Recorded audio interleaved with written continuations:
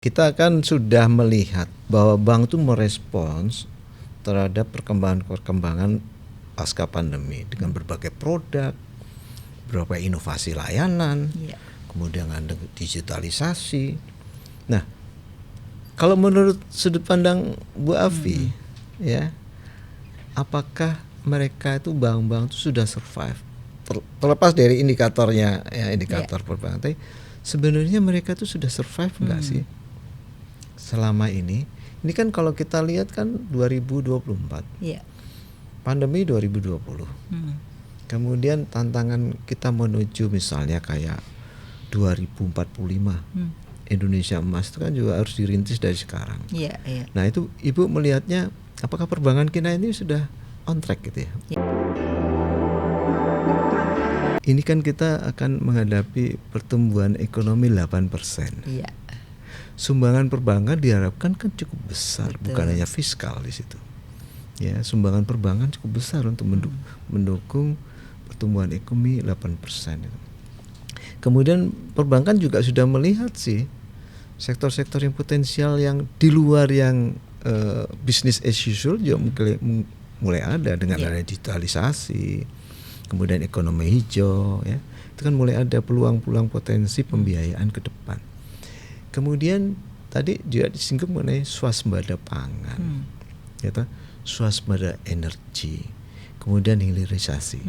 Nah, menurut Bu Afi, ya dengan melihat model bisnis baru ke depan ini, apakah perbankan tuh bisa survive ya menghadapi perubahan-perubahan ke depan, ataukah memang bagi bank-bank yang sudah senang dengan pembiayaan yang ini sekarang, dia enggan untuk melakukan perubahan. Nah ini bagian daripada tantangan untuk perbankan. Dia akan memilih yang mana, mengejar peluang-peluang itu tapi dengan berbagai risiko, atau tetap mempertahankan pembiayaan sektor-sektor yang ada ini. Begini, kalau saya melihatnya ya, bank nih rata-rata bank tuh udah tahu di Indonesia ini siapa sih pelaku-pelakunya. Jadi misalnya bisnis sepatu itu siapa pelakunya gitu. Jadi bank kalaupun ada pemerintah ngomong gini-gini gitu kan dilihat dulu nih. Kalau pemain baru, bank pasti nggak berani. Gitu, kecuali ada jaminan pemerintah kan gitu ya. Jadi memang ini satu dilema. Belum lagi OJK selalu tiga pilar terus. Nah kalau bisnis baru ya nggak bisa masuk 3 pilar gitu loh. Mau lihat prospek ya belum bisa lihat prospek, orang belum ada kan baru gitu. Nah jadi ini mungkin harus ada rumusan kebijakan antara pemerintah dengan OJK sebagai pengawas, karena nanti kan di pengawas kita kena terus nih gitu loh. Oh ini suruh lunasin, nggak layak gitu kan. Sekarang banyak bisnis baru, misalnya bisnis data center, bisnis sekarang ada tanaman yang organik ya kan, sekarang mulai banyak bisnis kan apa. Tapi kan karena belum ada proven ya, buat OJK masih siapa nih pasarnya kan gitu Pak. Nah jadi kalau saya bilang bisnis baru ini harus dirumuskan bersama supaya bank juga mau membiayai. Siapa yang merumuskan? Pemerintah. Pemerintah itu dari sisi sektorialnya Pak. Sedangkan dari sisi pembiayaannya harusnya OJK bersama perbankan merumuskan supaya punya persepsi yang sama. Karena ketika persepsinya tidak sama, bank sudah keburu membiayai, OJK bilang oh ini nggak boleh, gimana coba? Ini jadi problem kita sih untuk bisnis baru ya. Nah tetapi kalau saya melihat bank-bank sekarang ya pebisnisnya cuma itu kok. Begitu dia masuk bisnis baru, kita pertanyakan ahlinya siapa gitu. Jadi ada problem Pak ketika masuk pada hal baru gitu ya, kita belum lihat provennya, kita nggak akan berani masuk ke sana gitu. Jadi makanya tadi perlu dirumuskan tadi supaya ke bisnis baru tuh berani. Ini menarik nih Bu ya. Sebetulnya ya karena kami lama di perbankan gitu ya. Sepengetahuan kami memang bank-bank konvensional cara berpikir dan cara strategi mereka itu menurut saya disebutnya inside out gitu ya. Jadi terhadap existing customer-nya ini staging bertahap, mereka coba expand begitu. Betul. Itu pun biasanya melihat konsep value change-nya, keterkaitan dengan existing begitu dan segala macam. Nah, sedangkan tadi fintech atau techfin ini cara mereka melihatnya dari outside in begitu. Betul. Makanya yang dia lihat adalah kalau unbankable di Indonesia itu masih misalnya 60% lebih, this is a huge opportunity gitu. Yes. Karena mereka akan masuk dari yang outside seperti itu, in begitu ya. Nah, tadi menarik bahwa apakah ada industri baru ataukah ada aktivitas baru dan segala macam. Barangkali memang ini menjadi opportunity untuk non-bank gitu Yes. ya. Yang tadi apakah itu techfin ataukah fintech begitu. Karena konsep mereka memang melihatnya yang dari outside in begitu. Betul. Itu opportunity untuk mereka barangkali ya. Iya, untuk kalau masuk saya begitu. melihatnya gini, kalau bisnis baru itu sebenarnya dulu ada yang namanya venture capital, Pak. Ya, Modal Ventura. Tapi kan waktu itu modal Ventura langsung dalam 10 tahun selesai kan, karena mereka terbatas dalam modal karena mereka tidak boleh mengeluarkan untuk dana masyarakat kan. Saya rasa venture capital perlu dihidupkan lagi. Kenapa? Karena venture capital itu kan mereka semacam menempatkan modal dalam jangka waktu tertentu kan, sehingga ada kontrol gitu loh. Kalau bank kan tidak ada kontrol langsung, dia cuma memberikan pinjaman gitu. Jadi menurut saya kalau bisnis baru itu harusnya ada venture capital yang saya rasa itu sudah hilang, mungkin perlu dihidupkan kembali.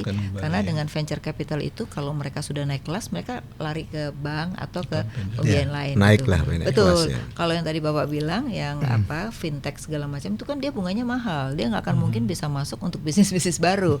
Dia lebih banyak ke konsumtif kalau saya lihat, atau dia sifatnya sebagai cash collateral. Jadi misalnya untuk hari ini aja gitu. Makanya kalau di pasar-pasar bisa, karena pagi buat jualan butuh duit, nanti sore dia bisa bayar kan gitu. Jadi bunganya nggak mahal gitu. Tapi mungkin beberapa techfin yang kami lihat juga nggak semuanya masuk di consumer. Sebetulnya ada beberapa yang masuk di UKM, bahkan mungkin sampai di size yang lebih besar begitu ya. Tergantung dari pilihan mereka sebetulnya. Betul. Ya, gitu Setuju. Ya. Baik Bu Afiliani, kita kan sudah melihat bahwa bank itu merespons terhadap perkembangan pasca pandemi dengan berbagai produk, berbagai inovasi layanan, kemudian ada digitalisasi. Nah, kalau menurut sudut pandang Bu Afi, ya, apakah mereka itu bank-bank itu sudah survive? Terlepas dari indikatornya, ya, indikator perbankan, tapi sebenarnya mereka tuh sudah survive nggak sih selama ini? Ini kan kalau kita lihat kan 2024, pandemi 2020, kemudian tantangan kita menuju misalnya kayak 2045, Indonesia emas itu kan juga harus dirintis dari sekarang. Nah itu Ibu melihatnya, apakah perbankan kita ini sudah on track gitu ya, menuju ke sana? Kalau perbankannya sendiri sih on track ya, karena mengikuti aturan, kemudian apa yang diberlakukan itu ikutan. Problemnya adalah dari sektor real sebenarnya. Kalau kita lihat misalnya begitu pemerintah nggak membangun infrastruktur dalam 1 tahun aja, tuh bank kreditnya pasti akan tumbuhnya lambat. Karena infrastruktur itu termasuk salah satu yang multiplier efeknya luar biasa gitu. Jadi memang di sini yang tadi saya katakan lagi adalah tergantung sektor realnya atau sektor yang dibiayain. Jadi nggak bisa bank sendiri. Kalau bank sendiri kesiapan dalam ininya pasti sudah menyiapkan diri. Karena kalau mereka nggak nyiapin diri, mereka kan resikonya sangat besar buat si pemilik ya, terutama ya pemilik atau stakeholder lah gitu. Apalagi itu dana masyarakat ya pertama. Yang kedua juga mereka permodalannya kan harus nambah terus gitu. Dari waktu ke waktu itu pasti menurut saya OJK akan terus menambah modal karena tingkat resiko yang semakin besar juga gitu. Apalagi kalau mereka nggak naruh modal, pasti kapasitas untuk menyalurkan kredit juga sangat terbatas gitu ya. Dan sekarang kan nggak mudah. Dana pihak ketiga tuh jauh lebih rendah pertumbuhannya dibandingkan kredit. Kan. Nah berarti kan ini juga nggak segampang itu mendapat dana pihak ketiga, dan dana pihak ketiga akhirnya bisa jadi mahal kan. Nah ketika dia harus nyalurin kredit pasti marginnya makin tipis gitu. Jadi ke depan memang tantangan perbankan adalah bagaimana sektor real itu bisa tumbuh, karena jujur aja kenaikan kelas daripada UKM atau perusahaan-perusahaan menengah jadi besar tuh jarang sekali. Jadi kalau ngelihat itunya segitiga gini terus gitu, artinya apa? Mereka nggak ada yang naik kelas gitu ya. Nah kalau mereka nggak naik kelas kan otomatis kalaupun bank memberikan kredit itu otomatis cuma mentop up tanpa ada investasi yang berkembang. Itu berbahaya sebenarnya. Akhirnya mereka gunakan untuk konsumtif kan, dan itu yang biasanya mengenerate untuk jadi kredit macet sebenarnya gitu. Nah jadi ya kebetulan saya udah belasan tahun di bank gitu ya. Saya lebih melihat bikin perusahaan baru lagi gitu loh. Jadi bukan pemiliknya yang baru, tapi pemilik itu punya perusahaan makin lama makin banyak kan. Artinya bahwa pemerataan nggak ada kalau kayak gitu kan. Nah, tapi kan bukannya salah bank hanya melihat bahwa orang ini ngelolanya bagus, dia bikin perusahaan baru ya kita kasih pinjam lagi kan gitu. Yang penting nggak kena BMPK kan gitu ya. Nah kan sekarang caranya udah banyak gitu. Nah jadi yang kita harapkan sebenarnya dari bank ada pertumbuhan baru dari entrepreneur, ada pertumbuhan baru dari entrepreneur yang lama itu sekarang punya banyak, tapi yang menengah atau yang kecil sekarang nih enggak sama sekali gitu. Cuma Jadi ini menjadi menarik gitu ya Bu, ya, bahwa tadi disampaikan ya kalau mau ditanya entrepreneur banyak begitu yang ingin anak-anak muda ini pengen punya usaha sendiri begitu ya, apalagi dengan konsep sekarang bisa di e-commerce segala macam, itu membuka opportunity yang sangat besar untuk mereka. Cuma pada waktu mereka misalnya minta akses untuk mendapatkan kredit, dari sisi banknya nggak mau nih, karena tadi konsep mengenai 3 pilar, mengenai masalah historical experience yang mungkin barangkali belum ada. Betul. Nah ini titik temunya ada di mana ini? Itu tadi makanya tadi harus ada semacam tadi kenapa venture capital menjadi penting.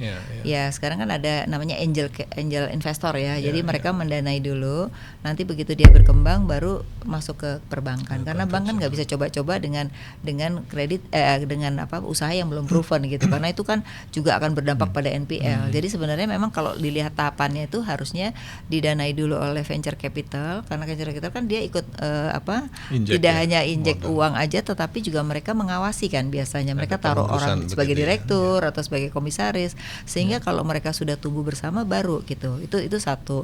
Yang kedua sekarang kalau mau jujur banyak anak muda ini pengen cepat kaya. Gitu, seringkali dikapitalisasi habis itu dijual ya kan, tapi cepat kayaknya dalam tanda kutip Pak. Kalau instan. Kalau orang kolonial kan kita dulu kerja keras dulu, kita tahu ada tahapannya. Kalau sekarang kan enggak.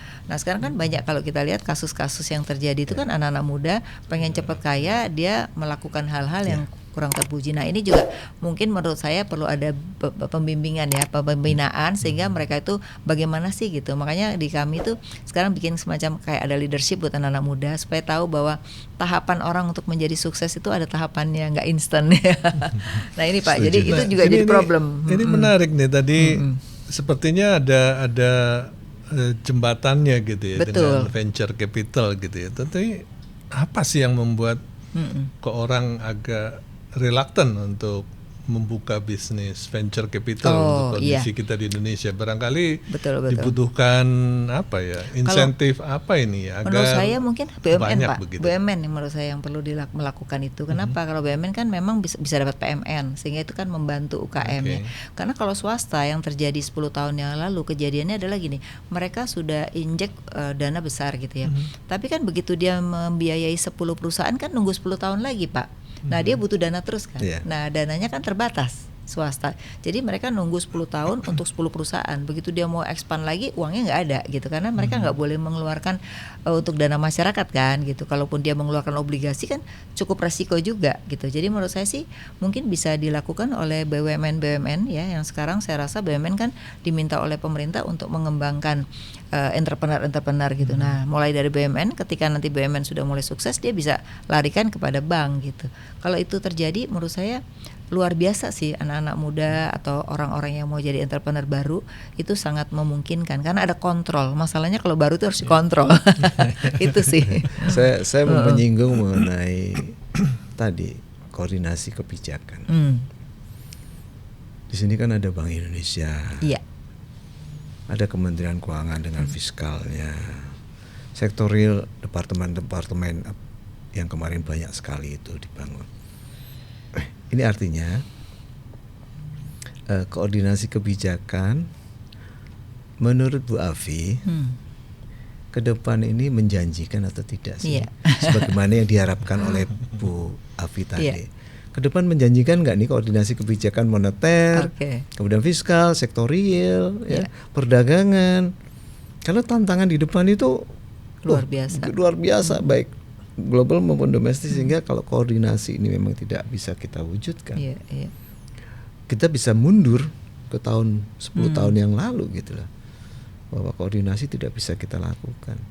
Iya, jadi koordinasi itu menurut saya gini, mudah dibicarakan, susah diimplementasikan. Ya. Mengapa? Karena setiap unit kerja itu punya kinerja masing-masing, itu salahnya. Menurut saya kalau punya ego dulu masing-masing, betul. ya. Jadi kalau dulu itu kan Bappenas tuh menjadi kiblat kan kalau di masa lalu. Kenapa? Kalau mau mencapai ini semua harus sama-sama. Kalau ini kan enggak. Misalnya regulator yang satu harus jaga rupiah.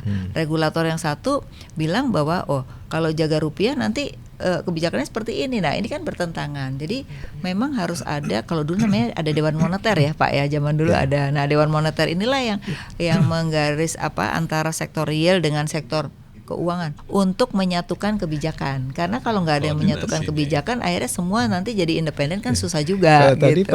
Pak Dian mengacungi jempol KKSK gitu loh. Itu salah satu bagian koordinasi di bidang keuangan gitu. Cuman persoalannya kan sektorial nih sekarang nih. Iya, betul. Jadi waktu itu sih saya mengusulkan KKSK harus ada Menko Perekonomian atau menteri yang sektorial. Jadi kalau ada apa-apa, sektorialnya harus bersuara gitu. Karena kalau sekarang kan jadi yang diatur keuangan terus.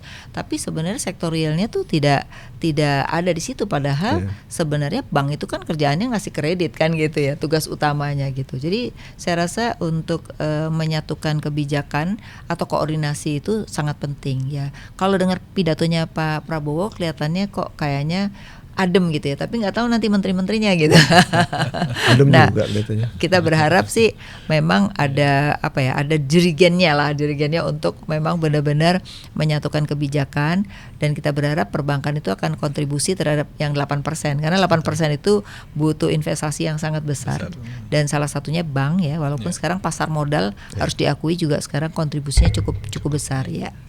Tapi menarik tadi yang kita diskusikan juga menurut saya koordinasi antara misalnya OJK dengan kejaksaan, kehakiman, polisi. Agar karena ada kendala tadi bahwa kita cukup suffering juga untuk proses recovery-nya begitu agar lebih cepat, lebih efisien, sehingga harapannya tadi nanti banknya lebih efisien, cost of doing business-nya mungkin bisa diturunkan. Ya, harapan kita barangkali margin itu yang mungkin dikeluhkan masyarakat ini bisa kita turunkan begitu ya. Setuju sekali Pak. Jadi memang bank itu kan sebenarnya juga nggak mau marginnya besar-besar, tapi karena berbagai resiko yang selalu kita lihat setiap semester gitu ya, itu kan cukup uncertainty. Nah, itu yang membuat, apalagi nanti cyber security sekarang juga kita masih belum jelaskan dengan kasus-kasus yang terjadi. Nih, ngomongin cyber security ini. Jadi sekarang bank itu masih banyak tanda tanya karena penyebabnya bukan di banknya, tapi di luar banknya gitu. Misalnya aja kayak telco lah, orang tuh pakai nomor telco kan seenak-enaknya, padahal itu kan sebagai gadget, itu kan sebagai dompet kita sekarang kan. Tapi kalau kita lihat regulasinya kan di sektor telekomunikasi kan belum jelas Pak. Nah kayak gitu. Artinya tadi menyambung yang cyber security juga sama, artinya ya bank mungkin udah investasi ya untuk cara security system yang mereka harus develop. Tetapi pada waktu kita berhubungan dengan fraudsternya, penjahatnya, ini barangkali tadi balik lagi koordinasi lintas sektoral antara barangkali OJK dengan kepolisian, dengan nanti juga internasional barangkali, karena penjahatnya barangkali duduknya ada di Eropa Timur sana begitu ya. Tapi judi online Pak begitu. Yang dimarahin kan banknya, padahal bank kan nggak tahu itu judi online. Nah, yang harus diberantas ya judinya bukan banknya gitu. Nah, yang kayak gitu-gitu loh. Jadi bank itu selalu karena high regulated, jadi yang selalu kan. Padahal sebenarnya banyak sektor yang mesti diberesin. Artinya maksudnya dari sisi perbankan barangkali kita berharap lah ya dengan pemerintahan baru koordinasinya akan lebih baik, karena kita membutuhkan dukungan tadi. Koordinasi untuk misalnya tadi dengan masalah fraudster yang mungkin penjahatnya bisa ada di luar negeri sana barangkali. Terus yang kedua tadi mengenai masalah proses hukum, tadi mengenai masalah koordinasi di kebijakan di moneter, fiskalnya dengan sektor real. Setuju. Agar ya cita-cita kita untuk bisa tumbuh 8%, kan tumbuh bersama Pak. Tumbuh bersama. Ini kita sebenarnya sudah membedah mengenai perspektif ke depan. Iya. Kemudian harapan dari Bu Afi ini terhadap perbankan sudah disinggung.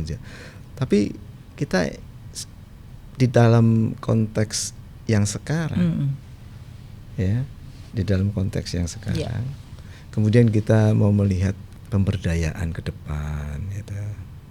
Kemudian kita melihat kepada tadi isu digitalisasi, inovasi dan sebagainya. Kalau mau dijadikan suatu summary, kira-kira closing remarks-nya apa ya kira-kira? Ini bagian daripada akhir dari podcast kita ini.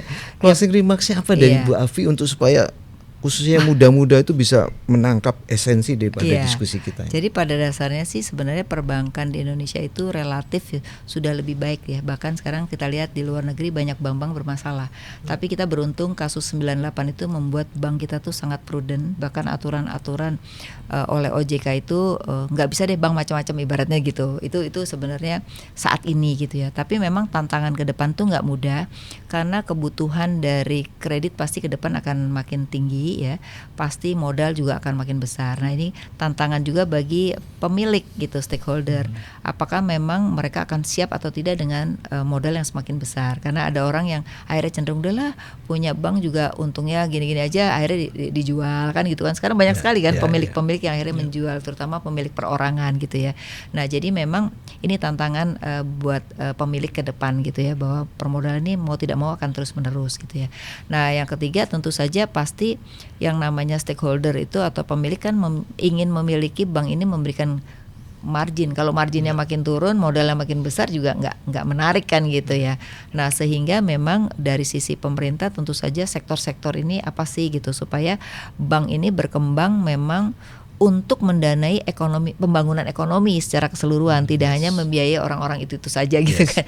Harapannya kan gitu Pak. Kalau kita kan ngelihatnya aduh kok dia lagi padahal kita pengen berkembang lagi. Oleh karena itu perlu membangun entrepreneur baru. Makanya sekarang kan Departemen Koperasi sudah dipisahkan sama Departemen UMKM. Nah, harapannya adalah gimana UMKM itu bisa tumbuh lebih banyak karena disitulah dia akan menjadi value chain atau global value chain, karena Indonesia masih sangat ketinggalan dibandingkan Thailand sama Korea. Mereka udah jadi 40% UKM-nya tuh sudah global value chain. Tapi Indonesia di bawah 10% kan, artinya kita punya harapan gitu sehingga bank itu kontribusinya akan lebih banyak lagi gitu. Baik, Pak Iwan ada pertanyaan lagi? Sudah cukup Pak. Saya rasa kita sama-sama mendengarkan sudah apa yang menjadi concern daripada Bu Afi terhadap bangsa tercinta, khususnya di bidang sektor keuangan dan lebih khususnya lagi di bidang perbankan. Kita sebetulnya ingin mendengarkan sejauh mana sih perbankan ini bisa berkontribusi ke depan. Kita harapkan tidak surut kontribusinya, justru makin besar. Tetapi kita membutuhkan juga kecepatan terhadap pengembangan di sektor real. Kemudian sejauh mana kebijakan fiskal dan moneter ini bisa berkoordinasi untuk mewujudkan tujuan daripada ekonomi kita ke depan. Jadi teman-teman mudah-mudahan bisa memenuhi harapan terhadap apa yang terjadi di perbankan, dan bagi bankers para banker ya yang saat ini mungkin nanti bisa melihat apa yang kita diskusikan ini bisa mendapatkan manfaat. Begitu pula para entrepreneur. Nah, ini nampaknya tadi Bu Afi berkali-kali menyinggung mengenai entrepreneurship agar digalakkan di sektor real. Ini mudah-mudahan juga menjadi semacam pemacu maksudnya bagi entrepreneur untuk bisa menangkap reaping benefit from the new economics ya.